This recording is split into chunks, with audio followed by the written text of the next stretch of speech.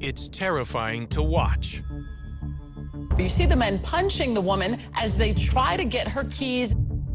May 7th, 2016, 9:30 p.m. The west side of Atlanta. A woman pulls up to a gas station located just off I-20 on East Hamilton Holmes Drive. She goes into the convenience store unaware that trouble is following her, and the cameras are rolling. On her way out, the woman does a quick good deed. She gives a homeless man who's outside the door of the convenience store some money. Little does she know what awaits her around the corner. She's approached by these two guys. They are armed, and they are demanding her car. They're robbing her. She's being robbed and carjacked. An attempted robbery is underway.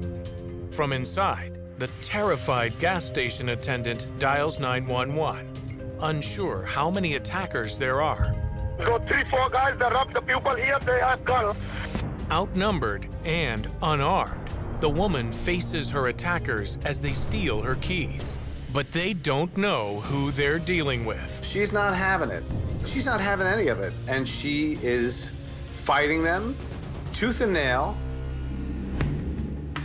20 miles away in Marietta, Georgia, Billy Warren will soon catch the whole terrifying scene on his television. My wife and I were getting ready to go to bed. And so the news comes on, it says, breaking news in Atlanta. 2 men with guns jumped a woman.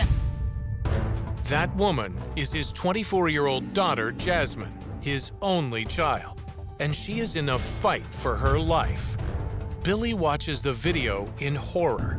So many emotions run through your body so quickly that you say to yourself, oh my God, I can't believe this is happening. So she was literally on her own and did quite well, by the way. She's a tomboy.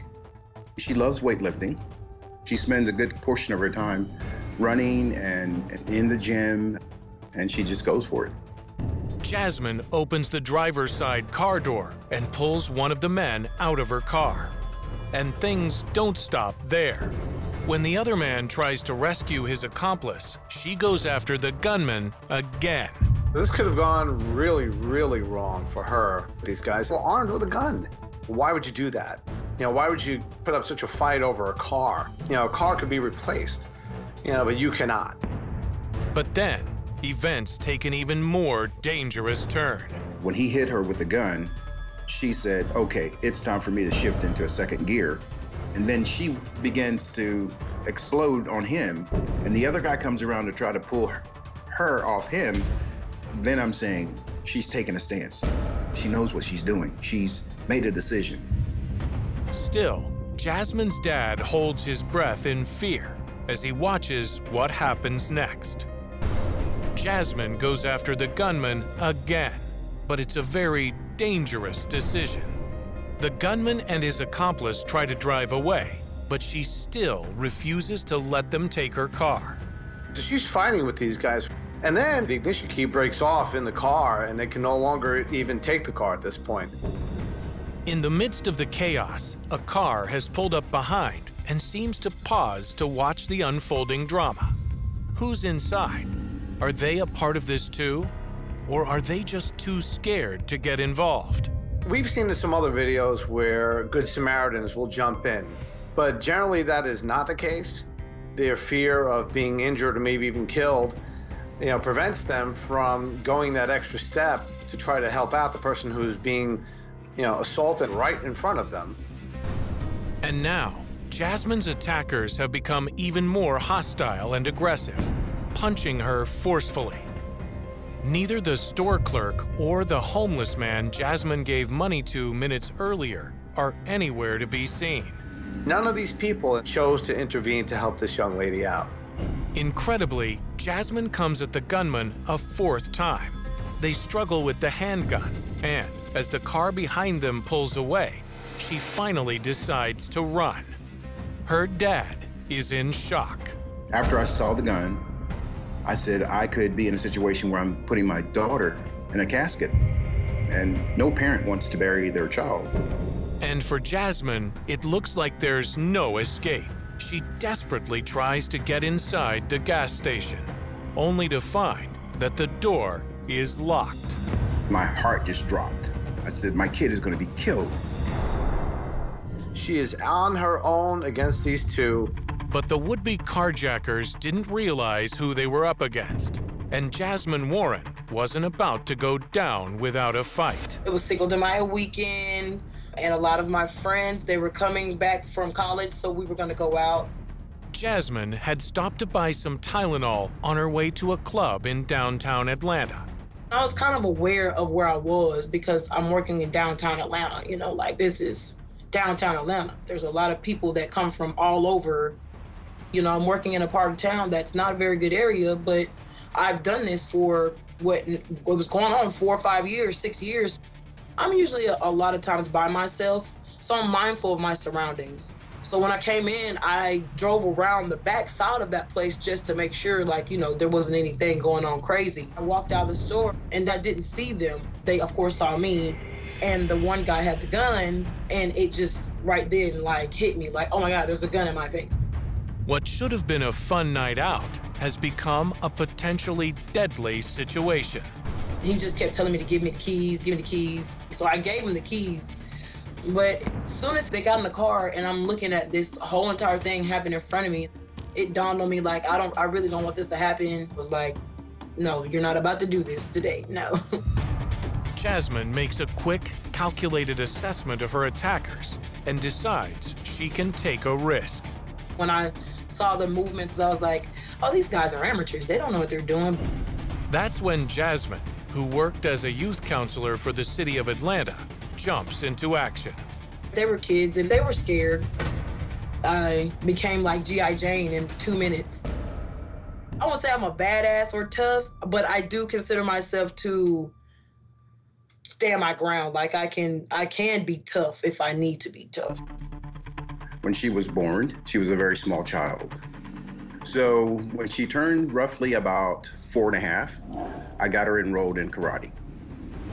And roughly about 6.5, I found out that she was a very good softball player. And after that, she never looked back. She lettered in every athletic event that she partaked when she was in high school. Growing up, I did soccer, softball, cross country, track. I had a full-time academic athletic scholarship. I was a pitcher. But more people know me from running than they remember me from softball. Like, a lot of people here where I live now, they was like, oh yeah, you used to be fast. Like, yeah, I think I'm still fast, but yeah, that's me. Still, Jasmine knows she's no match for a loaded firearm. Yeah, he said to me, I'm gonna shoot you, I'm gonna shoot you. That last time when he cocked the gun, that was the moment where it hit me like, oh no. I didn't know what his intentions was, so I was like, okay, well, I'm just gonna run. She makes a break for the convenience store door, but to her dismay, the door is locked. The guy wasn't even trying to open the door. Like, at first I was having to yank it. He didn't want to open it. I'm like, open the door. For a terrifying moment, Jasmine isn't sure what will happen next. But then, the gas station attendant, who knows police are on the way, finally relents. Literally, he opened the door. I went in for 2 seconds and came back out because a police officer had pulled up. To Jasmine's relief, the would-be carjackers have fled the scene, and she is finally safe. And that's when the gravity of it all really sinks in. I was like, oh my God, I could have died. Oh my God, why did I do that? Like, the actual realization, like, this really just happened. Like, I really just did all of this within this moment of these kids about to take my car. The first person Jasmine talks to is her father, Billy. I rushed to the phone. I call her. I'm like, Jay, where are you? Are you okay? And she says, Dad, I'm fine. I had a couple of guys that tried to take my car. And so I get up, I get dressed, and I drove to Atlanta. So it took me about 20 minutes to get to her. Billy is furious. I went inside and asked the attendant, I was like, why didn't you go out and help her? You know, I even asked the homeless guy that was in front of the store, why didn't you help her? And they couldn't give me an answer. I just think after he made the call, he could have come from behind the counter. Even if he stuck his head out the door and said, hey, stop that. that would have been a little bit to deter them. I think for the most part, they didn't want to get involved. And being in that sketchy neighborhood, it's not uncommon for people to come into the store and bring their arguments into the store. And so they have to witness all that. For Billy, the most chilling part is how frighteningly close he came to losing his daughter. I says, Jasmine, I need to understand something. You were faced with someone who had a gun in your face. Sweetie, what were you thinking fighting these guys? And brave as her actions were, Jasmine knows she took a huge risk. You guys, please do not do this. I could be 6 feet under, or I could be crippled, or I could be blind. I could be a lot of things right now, depending on if I would have got shot. I would definitely never do that again. If these were more hardened criminals, seasoned criminals, so to speak, then it's possible that this could have gone even worse than what it was. For Billy, it's too much to even think about, and his emotions are all over the place. Yeah, I was proud that she reacted. I was not proud that she continued to scuffle. But then I guess I'm partially at blame because I've always taught her to stand up for what she thinks is right. Police launch an intense search for Jasmine's attackers, but never find them. And surprisingly, years later, Jasmine says she isn't angry with them. I was a youth counselor for the city of Atlanta, for the Atlanta Workforce Development Agency, so it helped me understand what other people have endured or deal with. I did forgive them.